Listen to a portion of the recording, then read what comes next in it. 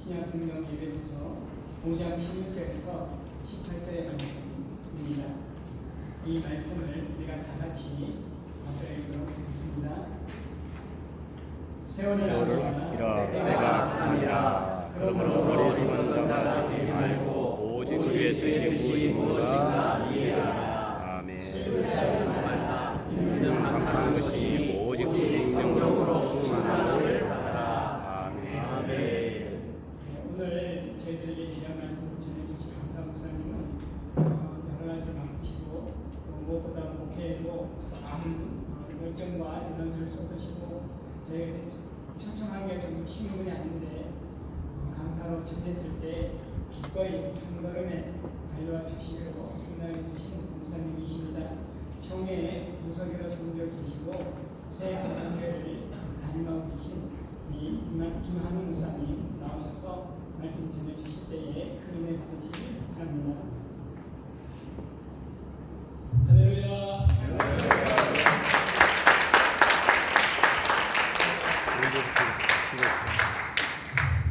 하차를 해주셔서 우리 스님께서 고맙고요. 많이 신경 쓰시고 계속 연락 오시고 그런 것 같아요. 우는 아이에게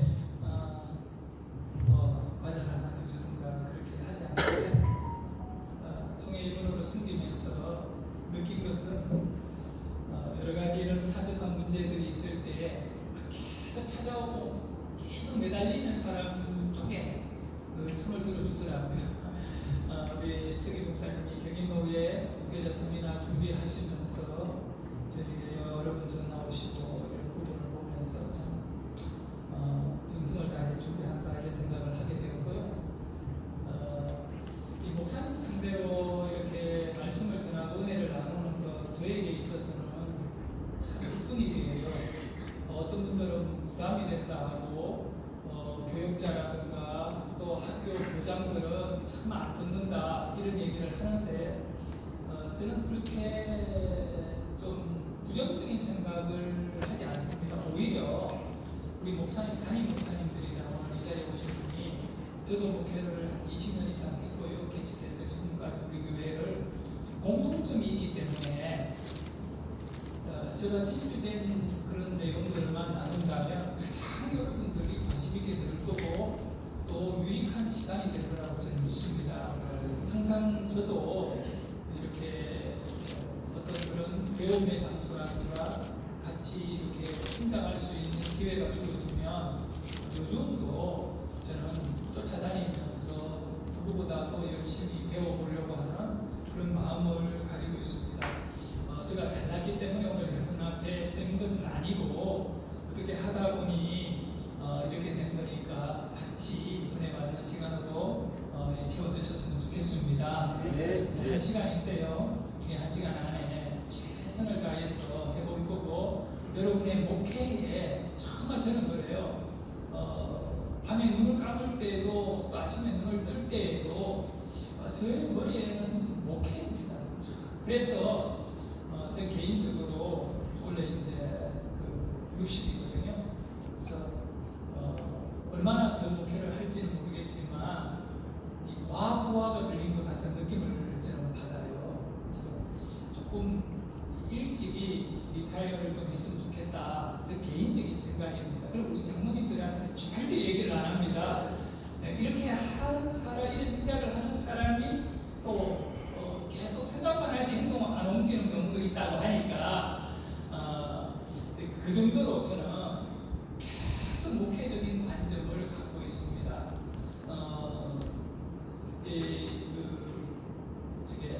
한 가지 예를 들자면 세월을 아껴라 뭐 별것도 있겠습니까? 여러분 수없이 에베소서 5장 16, 17, 18절 말씀 갖고 설교했을 거고 또 잘 알고 있는 내용 우리가 이 말씀 몰라 목회 못하는 거 아니잖아요. 세월을 아껴라 때가 악하니라. 그러니까 이 지금 우리의 목회 이 세월을 어떻게 우리가 보내야 됩니까?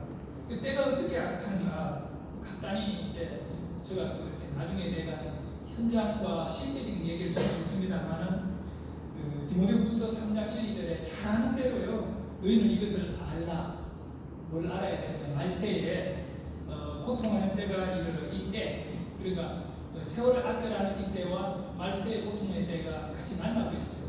지금 이 시대를 말합니다. 어떤 때인가? 사람들이 자기를 사랑하며 돈을 사랑하며 교만하며 비방하며 부모를 거역하며 감사하지 않는. 여러분, 저는 이 부모를 거역한다 이 말을 이렇게 보면서 목회자 거역은 그냥 심은 중독이에요. 아니, 부모 거역하는 사람들이 그 목회자에게 거역 아니겠어요? 이 시대에 우리가 목회를 하고 있어요. 거룩하지 아니하며 배반하며 조급하며 자만하며 쾌락을 사랑하기를 하나님 사랑하는 것보다 더하며 경건의 모양은 있으나 경건의 능력은 부인하니. 사실 우리는 이 껍데기가 아니라 속에 이 능력, 이 복음의 능력을 교회가 소유해야 되는데 전혀 우리가 생각하는 것과는 정반대로 이 디모데후서 3장 1, 2절의 말씀 상황 속에 우리가 목회를 하고 있습니다. 근데 이대로 가면 모든 분들에게 목회자나 성도나 이 세상이나 세월을 다 낭비해버립니다. 유일하게 이 악한 세대를 변화시키고 새롭게 하는 그런 방법이 뭐냐? 17절에 오늘 우리가 읽은 그러므로 어리석은 자가 되지 말고 오직 주의 뜻이 무엇인가 이해하라. 딱 한 가지입니다. 주님 뜻만 우리가 분별하면 바꾸어질 수 있고 변화될 수 있다. 이런 관점입니다. 뭐 자랑이라고 듣지 마십시오. 제가 강사니까 충분히 저 얘기를 좀 해야 되지 않겠습니까?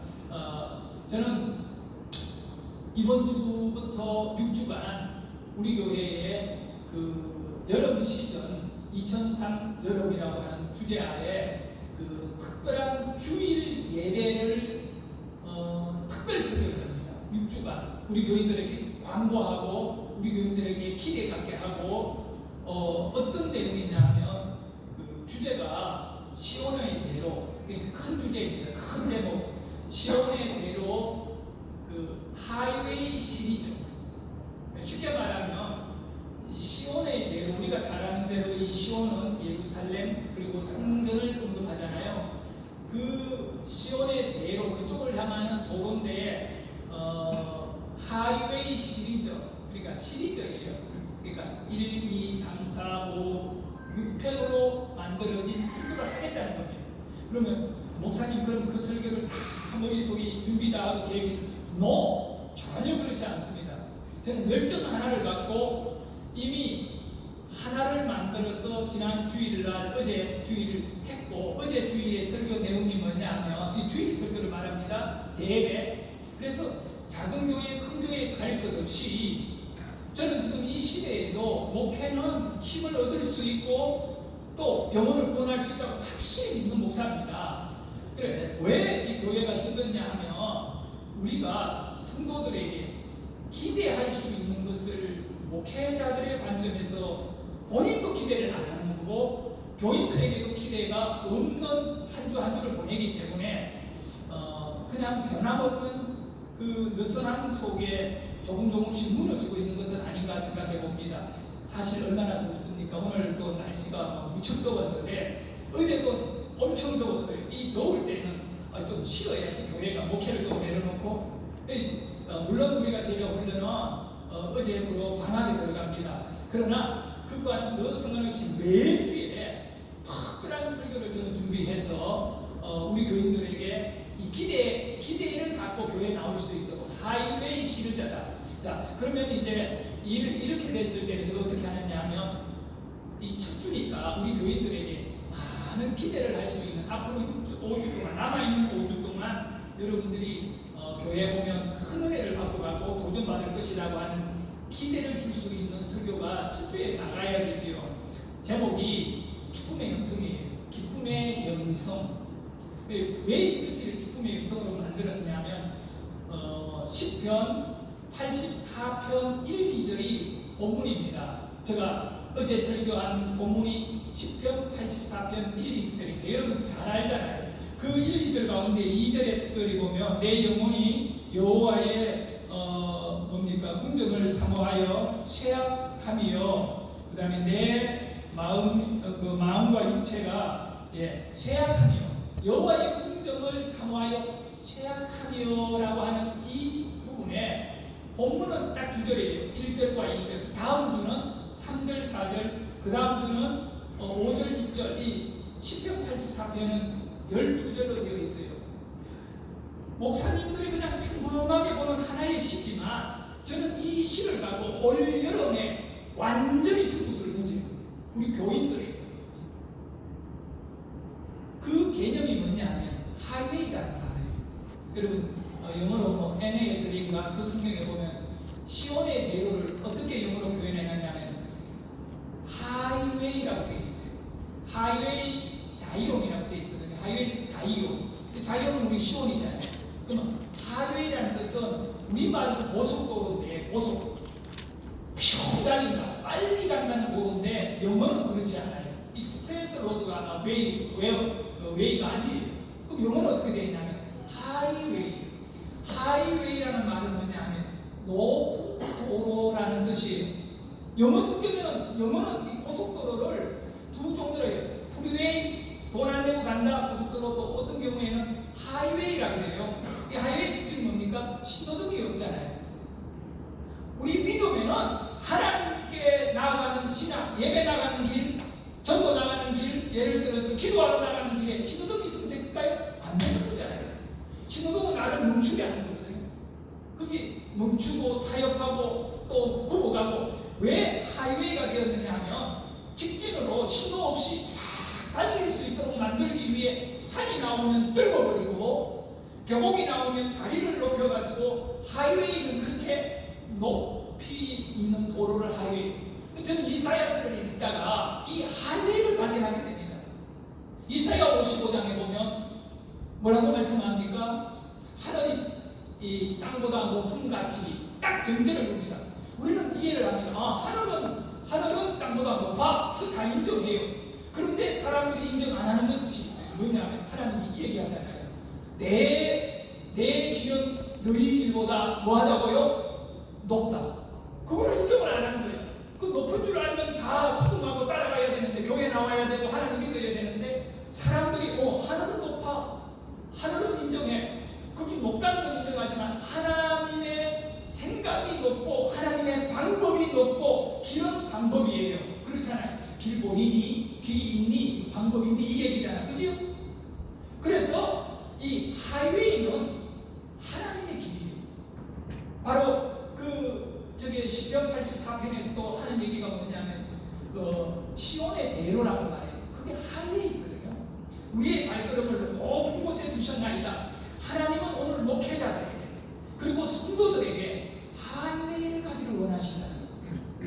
이 하이웨이는 멈추지 않고 가는 영성, 우리가 끝까지 그냥 하나님께 직진해가는 그런 어떤 개념을 갖는데, 그렇다면 왜 이 기쁨의 영성이라는 주제가 첫 번째 설교의 주제가 되었느냐? 그게 가만히 보니까 83편을 딱 보니까 위에 보면 고라자손의 시, 그리고 그 기띔의 노래라고 되어 있어요.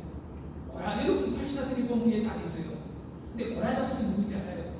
제가 한 주 동안요 이거 준비하다가 내가 은혜 받아가지고, 그러니까 너무 가슴이 터질 것 같으니까 내가 이거 은혜 받으면 되잖아요.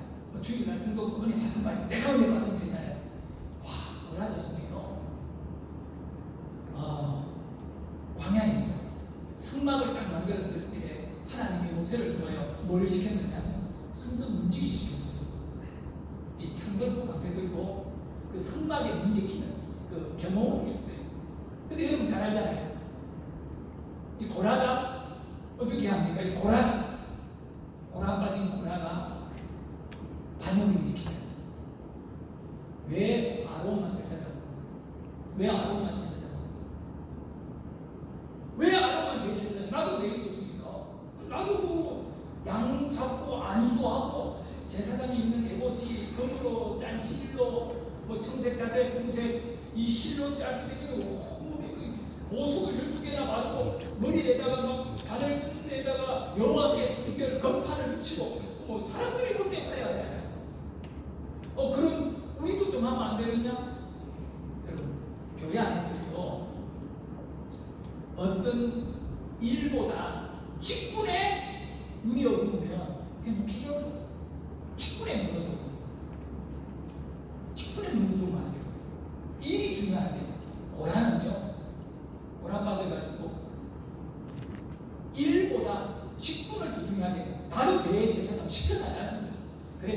하나님께서 모세를 통하여 그런 사람들 따로 모았잖아요. 고라하고 반역자들 막그 서너 명 나와요. 그 사람들 따로 딱 모으니까 땅을 딱 갈라가지고 어떻게 해요? 그들을 그대로 딱 죽여버리죠. 그런데 그 뒤에 보면 어떻게 되냐? 고라의 자식들은 죽이지 아니하였더라 딱 나와요. 그 사건 뒤에 자식들은 안 죽여. 자식들이 어렸어. 우리가 잘 아는 대로 40살 이상 죽도록 하는 이 자식들이 고아록한 거예요. 고라 자손, 고라의 아들들은 고아록한 거예요. 고아록하면서 왜 우리 집에는 아버지가 없느냐? 그럴 때에 우리 아버지는 하나님께 반역하다가 죽었구나 알게 됩니다. 그 뒤에 이 고라 자손들은요 회개하고 하나님께 똑바로 살려고 얼마나 무척 돌아가는지 몰라요. 그것이 언제 성경에 딱 나오느냐 하면 다윗 때요. 다윗이 사울을 피가 도망갈 때에 다윗을 경호하는 숫자가 몇 명 안 되는데 엔게디 골짜기로 도망가고 있대요. 다윗을 위하여 목숨 내고 칼을 든 자가 있는데 그들이 누구냐면 그 중에 고라 자손이라고 되어 있어요. 여러분 성경을 천천히 한번 읽어보세요. 고라 자손이 그 용사였다. 칼을 든 거거든요. 제사장은 원래 이 전쟁하는 사람이 아닌데 다윗을 위해 칼을 들었다는 말은 뭐냐면 그때 이제 비루들이나 실패한 사람들이 다윗 쪽에 많이 모였지만 그 고라 자손들은 사울은 귀신 들린 자고 다윗은 하나님께 인정받는 사람이라는 걸 아마 알았나 봐요. 그래서 그들이 다윗 편에 섰는데 그 이후에 다윗이 왕이 되었을 때는 어떻게 되었느냐? 이 고라 자손들이 다윗에게 청을 올려요. 우리는 군인이 아니라 성전에서 하나님을 찬양하는 자로 임명해 주십시오. 오늘 우리 목사님 찬양을 이렇게 이렇게 오픈을 해주셨는데 우리를 찬양하는 자로 해주십시오. 찬양하는 자. 찬양을 하는 사람은 자기의 영광이 아니라 계속 이렇게 다른 부분을 높여드리는 게 원칙이잖아요. 그죠? 찬양하는 자를 해달라고 할 때 다윗이 이 고라 자손들을 악사로 임명을 해줘요. 악사로 임명을 받았던 이 고라 자손들이 악기를 연주하고 다윗은 법궤를 가지고 올 때 그 고라 자손들의 악사의 연주를 들으면 너무나 성령의 충만해 춤추다가 아랫돌이 바지가 내려가는 사건. 그리고 그렇게 성전에서 모두가 악사로 살았어요. 고라 자손들은. 그런데 예루살렘 성전이 무너졌어요. 바벨론에 의해서 포로로 끌려갔어요. 포로로 끌려가가지고 바벨론에서 살아가는데 거기 내용에 보면 나와 있잖아요. 우리가 그 바벨론의 강들 여러 강변에서 정말 울면서 수금을 거둔 나무에 그런 나이다. 왜냐하면 이걸 찬양을 우리 핸드폰이 우리에게 일상적인 용품같이 고라 자손들에게는 이 수금이 몸에 쏙 떨어질 수 없는 거예요. 하나님을 찬양해 언젠가 돌아가서.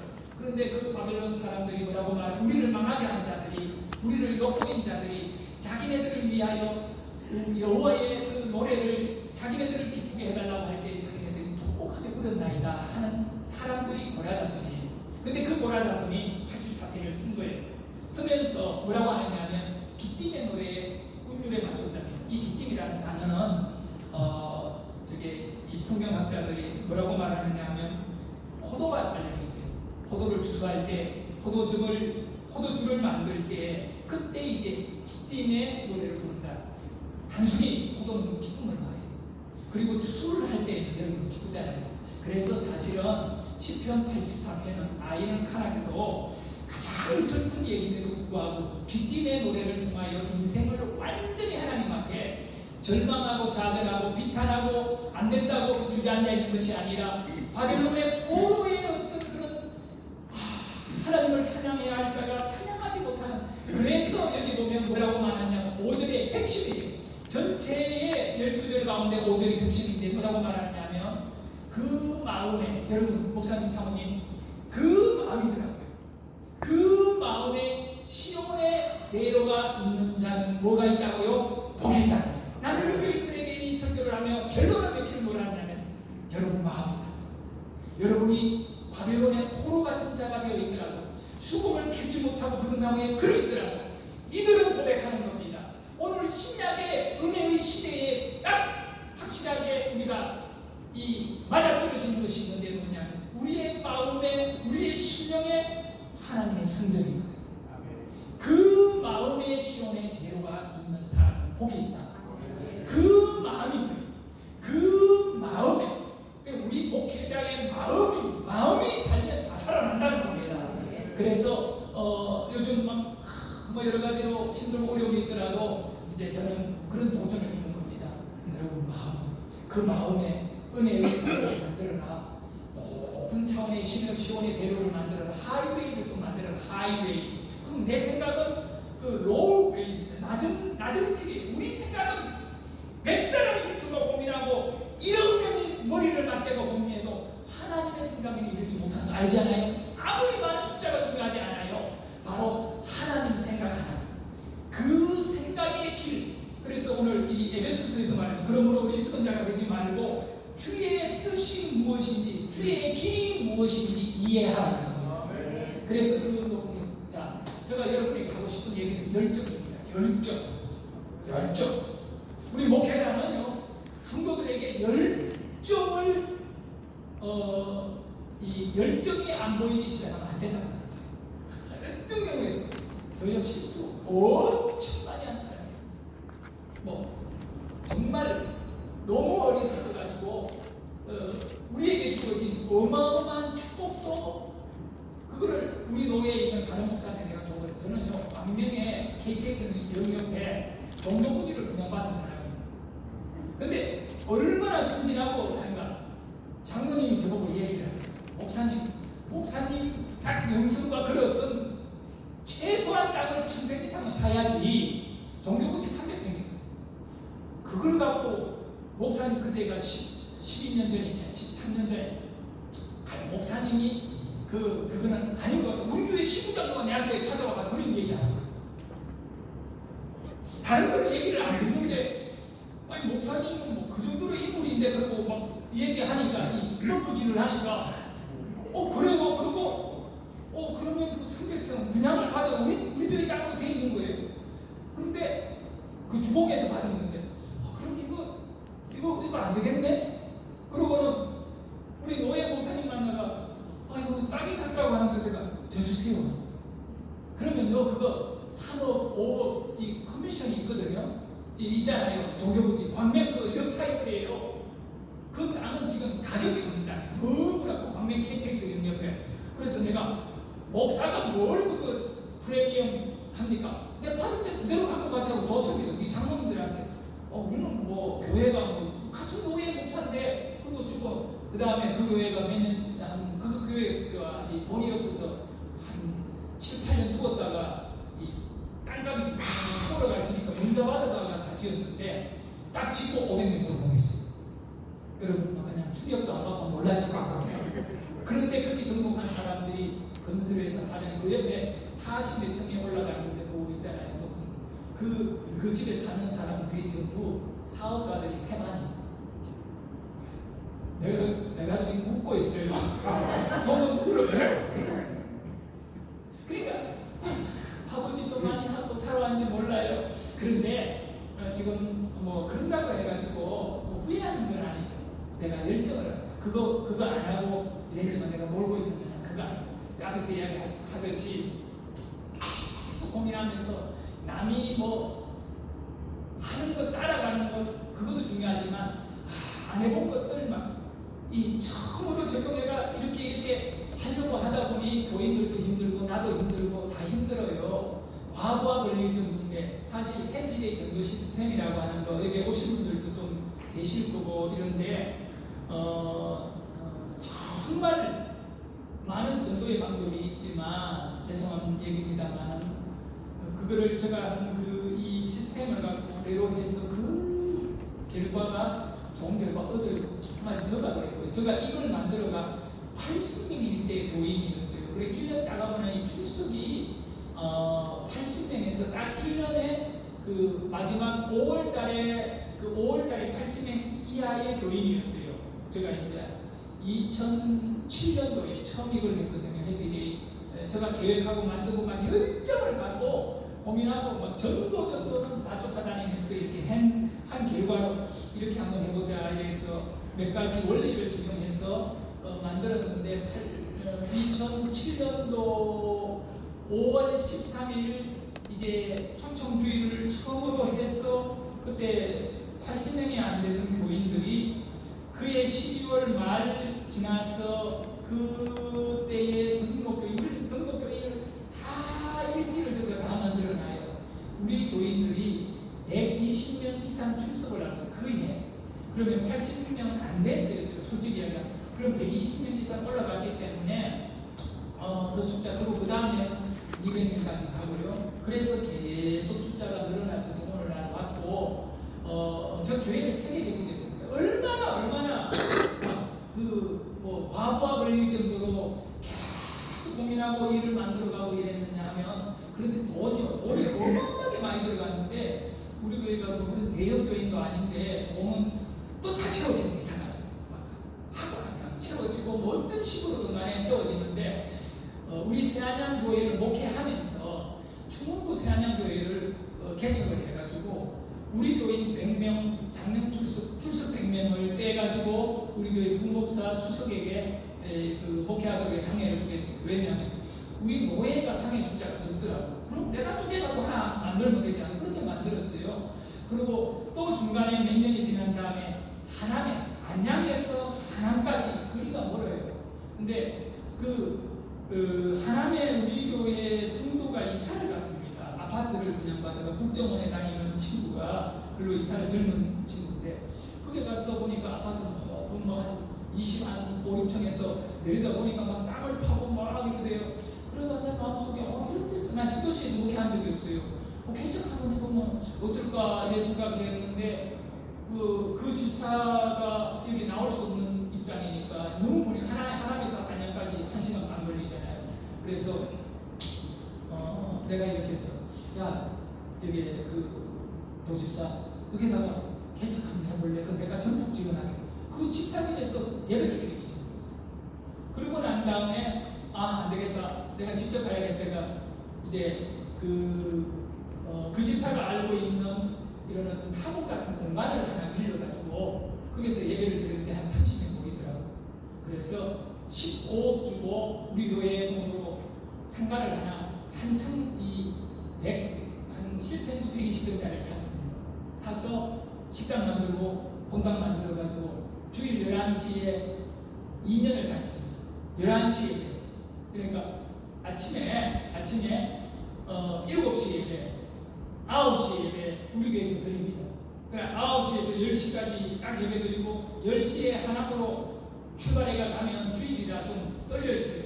과속을 해가지고 운전을 해주는 집사가 과속해서 딱 도착하면 11시 15분 부목사가 사회하고 있으면 내가 올라가서 그렇게 꼬박 2년을 했습니다. 그래서 작년 출석 전부 다 다니면서 전도해가지고 상가교회 그 해림교회 하남교회가 수천 명이 모이는 교회들이 버티고 있는데 우리는 상가교회 그렇게 해서 작년 출석 100명 딱 만들어서 2년인가 3년 전에 2년 됐나 담임 목사를 공채를 했는데 한 100명이 왔습니다. 교회 건물 그 다음에 싹 다 줬습니다. 주고 저는 거기에 일절 관여하지 않고 우리 노예 안에 당회도 하나 더 만들었습니다. 그래가 준비하는 거 나옵니다. 열정 나는 여러분들에게 얘기하고 싶은 것이 있습니다. 어떤 작은 교회라 열정 갖고 목사님이 사모님과 함께 기도하고 고민하고 일을 세미나도 만들고 교회 안에서요 막 그렇게 하면 뭔가를 하게 되면 연말 되면 또 저는 찬양을 정말 못해요. 찬양 못해요.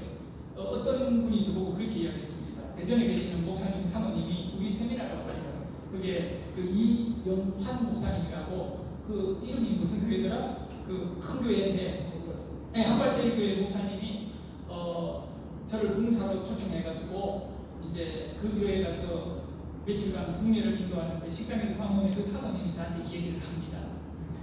나는 목사님이 웃기려고 찬양 못한다고 한 줄 알았는데 진짜로 못하시네요. 진짜로 못하시네요. 그게 진실이거든요. 그런데도 불구하고 내가 얼마나 교인들을 도전 주고 은혜롭게 만들고 싶어가지고 그 연말 딱 되면요, 이 찬양만 하는 그 집회를 새벽에 한 30일간 집회하고 해요. 한 해를 찬양하면 문제 해결되잖아요. 그래서 한 번은 몇 시냐, 3시부터 6시까지 3시간 찬양을 만들었어요. 그러니까 왜 3시에 했냐, 교인들은 좀 독특해요. 특별하게 하면 미친듯이 나와요. 그 직장인이 3시에 나온다, 이건 장난이 아니거든요. 그러면 3시 찬양 집회를 인도하려는 팀들은 2시에 나와요. 내가 그걸 이끌어라. 난 찬양 곡기 뭐 다 틀려요. 그러면서 내가 마이크를 딱 잡고 찬양 인도하는데, 우리 교회에 어떤 분에게 내가 물어봤어요. 저희 교회 어떻게 해서 동네에 목사님 찬양의 은혜로 와요? 다양한 사람들이 다 알았어요. 그러니까 여러분은 내가 뭐 새로운 세미나를 만들어 우리 교인들에게 적용하고 이거 아니, 다양합니다. 하나님은 그런 어떤 것을 통하여 많은 이런 어떤 그런 결과들을 반드시 줍니다. 그런 걸 갖고 여러분들이 열정적으로 한번 목회해 보시면 좋은 그런 결과가 올 거라고 생각합니다. 제가 어저께 마무리 제자 훈련 이번 1학기를 마치면서 이 얘기를 우리 그 제자 훈련한 팀에게 다 한마디 한 것이 있습니다. 하나님이 당신들에게 누구십니까? 주인이다. 딱 이거 결론이, 주님은 나의 주인이다. 그러면 하나님이 당신에게 당신의 삶에 개입할 간섭이라는 단어를 썼어요.